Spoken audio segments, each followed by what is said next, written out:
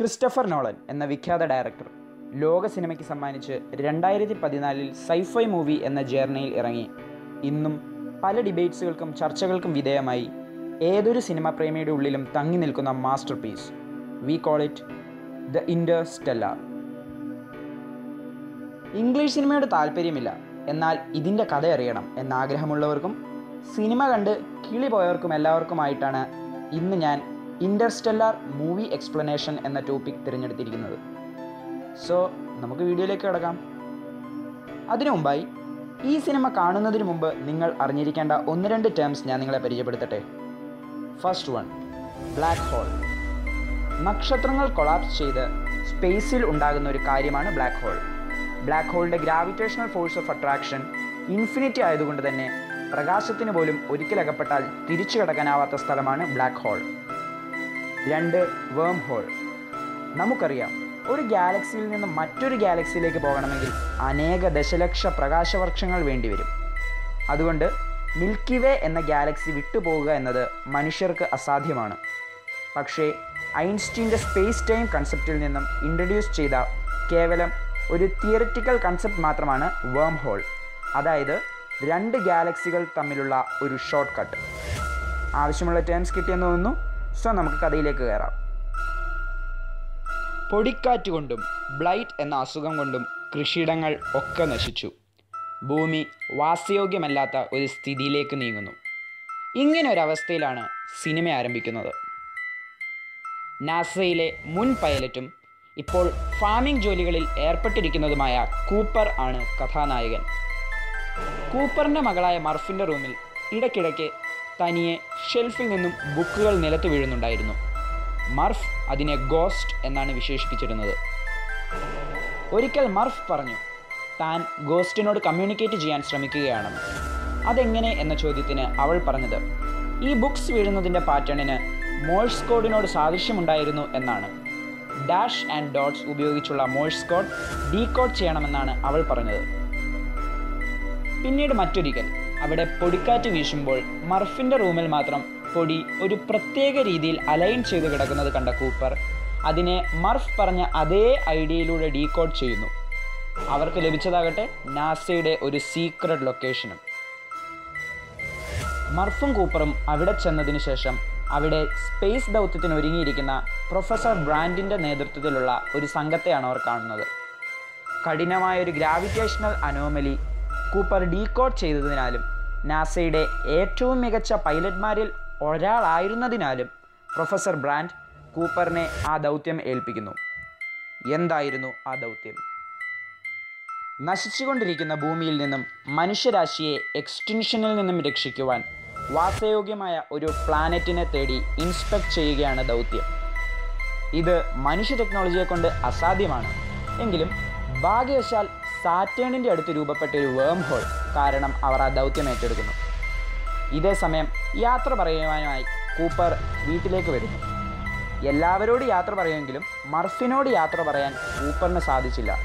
കാരണം ഇത് അത്യന്തം അപകടം പിടിച്ച പണിയാണെന്ന് അവൾക്കറിയാമായിരുന്നു. അപ്പോൾ കൂപ്പർ കരഞ്ഞുകൊണ്ടിരിക്കുന്ന മർഫിൻ്റെ കയ്യിൽ ഒരു വാച്ച് നൽകുന്നു. എന്നിട്ട് പറയുന്നു, അങ്ങ് അവിടെ ചെല്ലുമ്പോൾ നമ്മുടെ 2 പേരുടെയും ടൈമിൽ വ്യത്യാസം വരും. ഞാൻ തിരിച്ചു വരുമ്പോൾ നമുക്കത് കമ്പയർ ചെയ്യാം. പ്രൊഫസർ ബ്രാൻഡിൻ്റെ ദൗത്യത്തിന് 2 പ്ലാൻസ് ആണ് ഉണ്ടായിരുന്നത്. പ്ലാൻ എ, വേം ഹോൾ വഴി ചെന്നെത്തുന്ന പുതിയ ഗാലക്സിയിലുള്ള ബ്ലാക്ക് ഹോളിൻ്റെ ഇവൻറ്റ് ഹൊറൈസണിൻ്റെ അകത്ത് ഒളിച്ചിരിക്കുന്ന ക്വാണ്ടം ഗ്രാവിറ്റി ഡാറ്റാസ് ഭൂമിയിലേക്ക് അയച്ചു കൊടുക്കുക.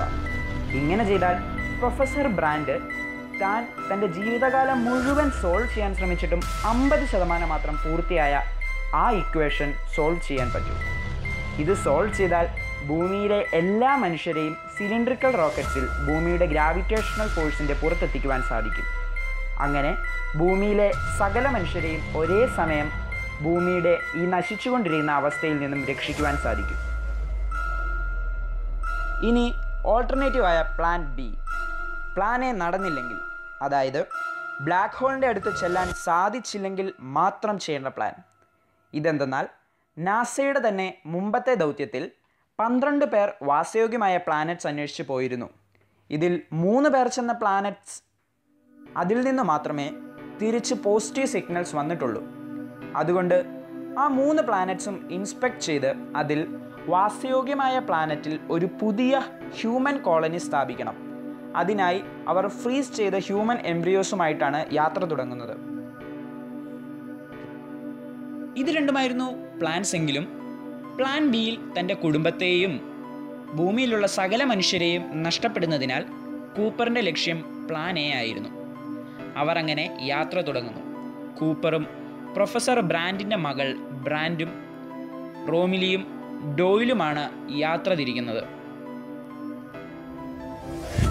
വേം ഹോളിലൂടെയുള്ള യാത്രയും ബ്ലാക്ക് ഹോളുമെല്ലാം തന്നെ ഈ ചിത്രത്തിൽ മനോഹരമായി അവതരിപ്പിച്ചിരിക്കുന്നു.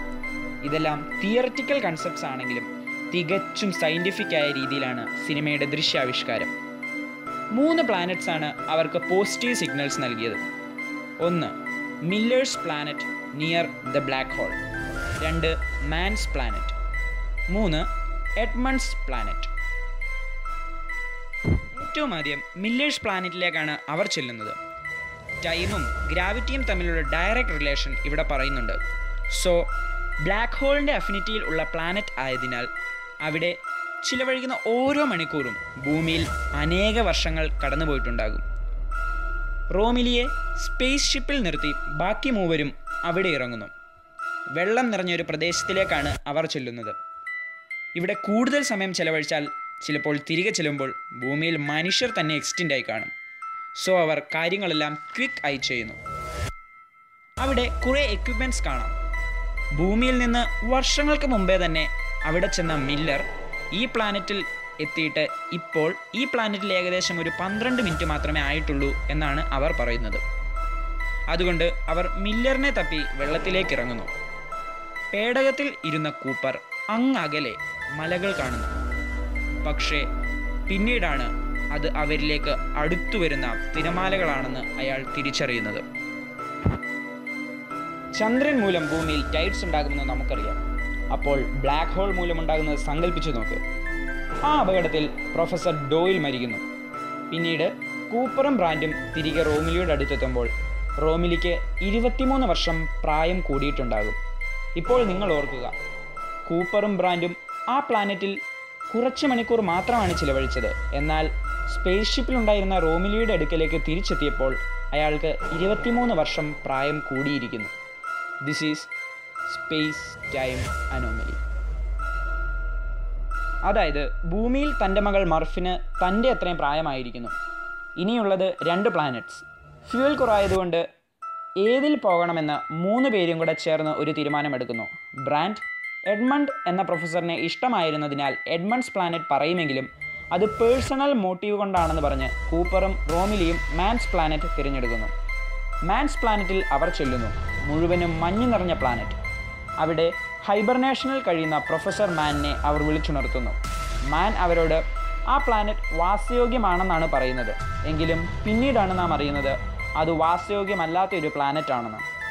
ഇവിടെ പെട്ടുപോയതുകൊണ്ട് ആരെങ്കിലും തന്നെ വന്ന് രക്ഷിക്കുവാനാണ് മാൻ ഭൂമിയിലേക്ക് പോസിറ്റീവ് സിഗ്നൽസ് അയച്ചത്. ഇതേ സമയം മാൻ ഒരു വലിയ വെളിപ്പെടുത്തൽ നടത്തുന്നു. പ്രൊഫസർ ബ്രാൻഡിൻ്റെ പ്ലാൻ എ ഒരിക്കലും നടക്കില്ല എന്നയാൾക്കറിയാമായിരുന്നു എന്നാണ് അയാൾ പറയുന്നത്. പ്രൊഫസർ ബ്രാൻഡ് തന്നെയാണ് അയാളോട് ഇത് പറഞ്ഞത്. ഇത് കേട്ട് പ്രൊഫസർ ബ്രാൻഡിൻ്റെ മകൾ ബ്രാൻഡും കൂപ്പറും ഞെട്ടി. ബ്ലാക്ക് ഹോളിൽ സർവൈവ് ചെയ്യുന്നത് അസാധ്യമാണെന്നാണ് പ്രൊഫസർ ബ്രാൻഡിൻ്റെ വെളിപ്പെടുത്തൽ. അതായത് യഥാർത്ഥത്തിൽ പ്ലാൻ ബി ഇനീഷ്യേറ്റ് ചെയ്യാൻ മാത്രമാണ് അവരെ പറഞ്ഞയച്ചത്. ബട്ട് ഇതേ സമയം അപ്രതീക്ഷിതമായി പ്രൊഫസർ മാൻ അവരെ കൊന്ന് സ്പേസ് ഷിപ്പുമായി ഭൂമിയിലേക്ക് തിരിച്ചു പോകാൻ നോക്കുന്നു. പ്ലാൻ ബിക്കായി കൂപ്പറും സംഘവും ഈ പ്ലാനറ്റിൽ എക്സ്പെരിമെൻറ്റ്സ് തുടങ്ങാൻ പോയതാണ് കാരണം.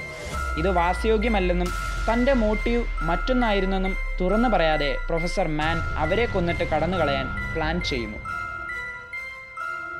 ഇതിൽ നിന്ന് കൂപ്പറും ബ്രാൻഡും അത്ഭുതകരമായി രക്ഷപ്പെടുന്നു. ബട്ട് റോമിലി മരണപ്പെടുന്നു. പിന്നീട് ഔട്ടർ സ്പേസിൽ ഉണ്ടാക്കിയ ഒരു പിഴവ് മൂലം പ്രൊഫസർ മാൻ്റെ ഷിപ്പും തകർന്ന് അയാളും മരിക്കുന്നു. ഇപ്പോൾ ഭൂമിയിലേക്ക് തിരിച്ചു പോകുവാൻ മാത്രം ഫ്യൂവൽ അവശേഷിച്ച് കൂപ്പറും ബ്രാൻഡും ആ സ്പേസ് ഷിപ്പിൽ ഇരിക്കുന്നു. അപ്പോൾ പെട്ടെന്ന് കൂപ്പർ ഒരു തീരുമാനമെടുക്കുന്നു.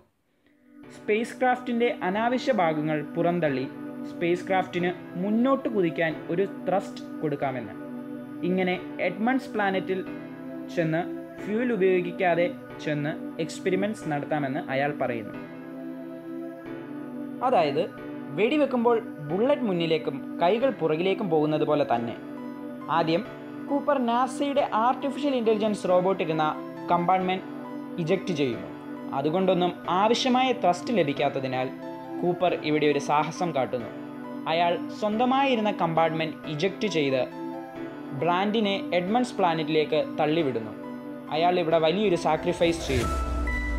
ഈ സമയം കൂപ്പർ ബ്ലാക്ക് ഹോളിലേക്കും ബ്രാൻഡ് എഡ്മണ്ട്സ് പ്ലാനറ്റിലേക്കും കുതിക്കുന്നത് നമുക്ക് കാണാം. ബ്ലാക്ക് ഹോളിലേക്ക് വീഴുന്ന കൂപ്പർ കമ്പാർട്ട്മെൻറ്റ് തകരാർ ആയതിനാൽ സ്വന്തമായി ഇജക്റ്റ് ചെയ്യുന്നു. പിന്നീട് ബ്ലാക്ക് ഹോളിൻ്റെ നിഗൂഢതകൾക്കപ്പുറം അയാൾ ചെന്നെത്തുന്നത് ഒന്നും തിരിച്ചറിയാൻ പറ്റാത്ത ഒരു സ്പേസിലേക്കാണ്.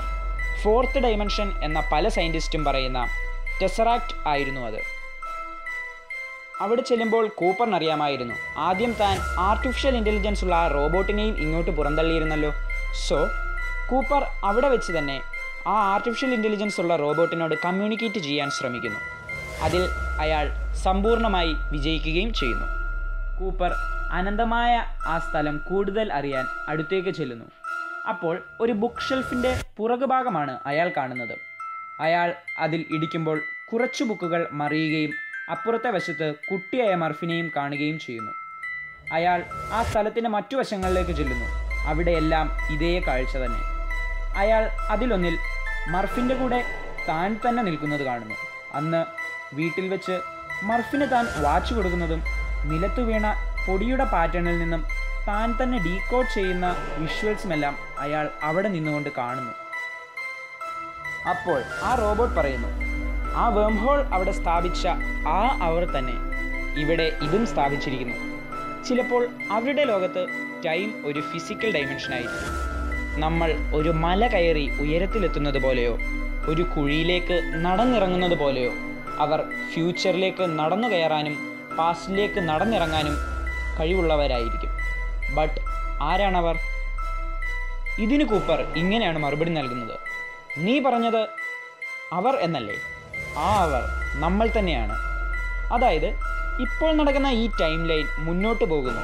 ഹ്യൂമൻസ് മറ്റൊരു വാസസ്ഥലം കണ്ടുപിടിച്ച് ഇന്ന് നാം തിയറിറ്റിക്കൽ കൺസെപ്റ്റ് എന്ന് പറയുന്ന പലതും അന്നവർ സോൾവ് ചെയ്യുന്നു. അങ്ങനെ അവർ ടൈമിനെ കേവലം ഒരു ഫിസിക്കൽ ഡൈമെൻഷനാക്കി മാറ്റുന്നു.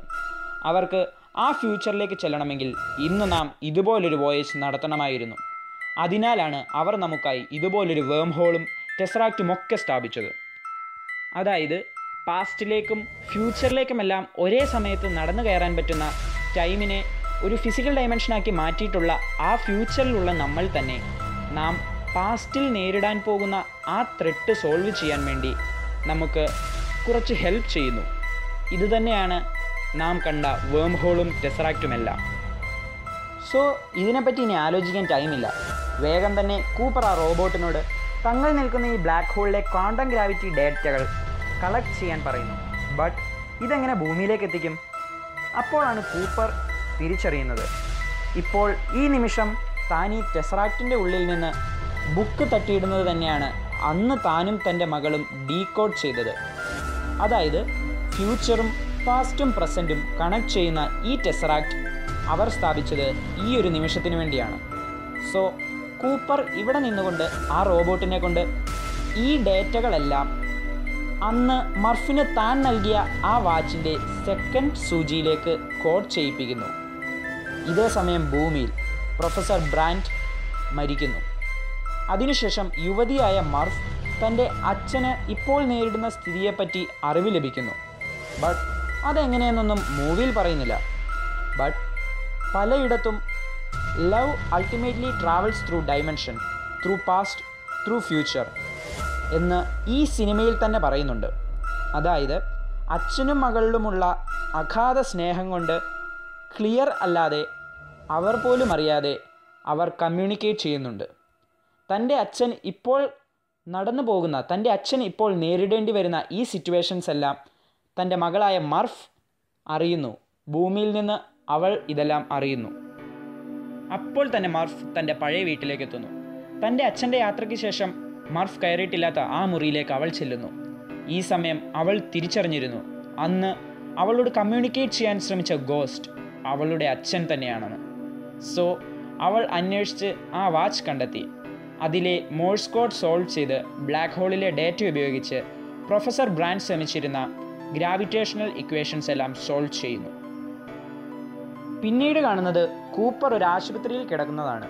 അയാൾ ആ സ്ഥലത്തെപ്പറ്റി അന്വേഷിച്ചപ്പോൾ അവർ പറയുന്നത് അയാളിപ്പോൾ സാറ്റേണിനെ ഓർബിറ്റ് ചെയ്യുന്ന ഒരു സ്റ്റേഷനിലാണെന്നാണ്. ഹ്യൂമൻ പോപ്പുലേഷനെ പാർട്സായി തിരിച്ച് ഇങ്ങനെ പല പല സ്റ്റേഷനിലും നിക്ഷേപിച്ചിരിക്കുന്നുവെന്ന് അവർ പറയുന്നു.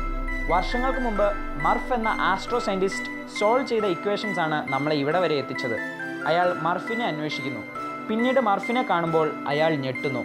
മർഫ് ഈ സമയം കൊണ്ട് വൃദ്ധയായി മാറിയിരിക്കുന്നു. കൂപ്പറാകട്ടെ പോയപടി തന്നെ ഇപ്പോഴും. മർഫ് ആശുപത്രി കിടക്കയിൽ കിടക്കുമ്പോൾ കൂപ്പർ മർഫിനെ കണ്ടുമുട്ടുന്നു. പിന്നീട് കുറച്ച് ഇമോഷണൽ സീൻസിന് ശേഷം അവർ പിരിയുന്നു. തൻ്റെ മകൾ മരണക്കിടക്കയിൽ കിടക്കുന്നത് കാണുന്നത് താങ്ങാനാവാതെ ആ പിതാവ് പോകുന്നു. മർഫാകട്ടെ ആശുപത്രി കിടക്കയിൽ തൻ്റെ മക്കളുടെയും ചെറുമക്കളുടെയും ഒക്കെ അരികെ കിടക്കുന്നു. പിന്നീട് കാണിക്കുന്നത് ബ്രാൻഡിനെയാണ്. അവൾ ചെന്ന പ്ലാനറ്റിൽ ഒരു ഭാഗത്ത് ഓക്സിജൻ മാസ്ക് പോലും ഇല്ലാതെ ബ്രാൻഡ് ഇരുന്ന് ചിന്തിക്കുന്നു. അവിടെ പ്ലാൻ ബി അവൾ ഇനീഷ്യേറ്റ് ചെയ്തിരിക്കുന്നു. അതായത് ഈ എഡ്മണ്ട്സ് പ്ലാനറ്റ് ഒരു ഇൻഹാബിറ്റബിൾ പ്ലേസ് ആണെന്ന് ഡയറക്ടർ പറയാതെ തന്നെ നമ്മളോട് പറയുന്നു. എൻഡിങ് സീനിൽ കൂപ്പർ ബ്രാൻഡിൻ്റെ അടുത്തേക്ക് പോകാൻ യാത്ര തിരിക്കുന്നതായിട്ടാണ് കാണിക്കുന്നത്. ഇതാണ് ദ മൂവി ഇൻ്റർസ്റ്റെല്ലാർ. ഇനി പലരുടെയും മനസ്സിലുള്ള അവസാനത്തെ ഡൗട്ട് ക്ലിയർ ചെയ്യാം. How did Cooper escape from black hole? ഇൻ്റർസ്റ്റെല്ലാറിൻ്റെ പ്ലോട്ടുമായി ക്രിസ്റ്റഫർ നോളനെ സമീപിച്ച ആസ്ട്രോഫിസിസ്റ്റായ കിപ്പ് ത്രോൺ തന്നെ ഇത് എക്സ്പ്ലെയിൻ ചെയ്തിട്ടുണ്ട്. ബ്ലാക്ക് ഹോളിൽ കൂപ്പർ അകപ്പെടുമ്പോൾ അയാൾ ബ്ലാക്ക് ഹോളിൻ്റെ യഥാർത്ഥ സിംഗുലാരിറ്റിയിൽ വീണിരുന്നെങ്കിൽ ഒരുപക്ഷെ അയാൾ തിരിച്ചു വരുമായിരുന്നില്ല. ബട്ട് ഫോർച്യുനേറ്റ്ലി ത്രൂ ടെസറാക്ട് അയാൾ ചെല്ലുന്നത് ജെൻറ്റിൽ സിംഗുലാരിറ്റിയായ ഔട്ട് ഫ്ലൈയിങ് സിംഗുലാരിറ്റിയിലേക്കാണ്. സോ ബ്ലാക്ക് ഹോൾ തന്നെ അയാളെ പുറന്തള്ളുന്നു. So that's it. എല്ലാവർക്കും സിനിമയുടെ പ്ലോട്ട് മനസ്സിലായെന്ന് കരുതുന്നു. സോ ഇനിയും കാണുന്നത് വരെ സൈനിങ് ഓഫ്.